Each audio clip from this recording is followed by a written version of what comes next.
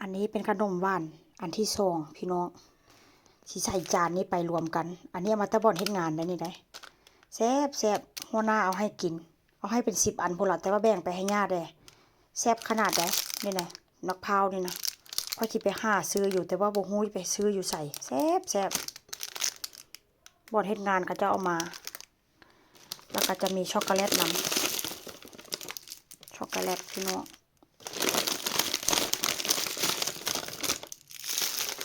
ช็อกโกแลตนี่ก็จะรวมกันใส่แบบนี้เลย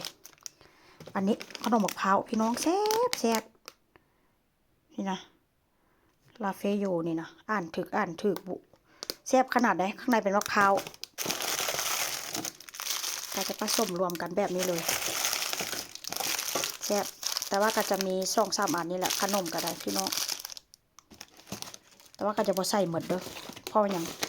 เพราะมันหลายใส่ซ้ำนี้ก็พอแล้วล่ะพี่น้องเอ้ยใส่รวมกันซ้ำนี้ก็พอแล้วช่วงนี้เป็นช่วงกินเด้อนี่เด้อช่วงนี้เด้อช่วงนี้ก็เป็นช่วงกินจนว่า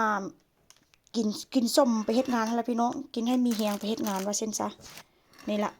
พร้อมเสิร์ฟแล้วกินอาหารเย็นแล้วก็สิไปเสิร์ฟของหวานต่อมาเด้อมากินนำกันเด้อ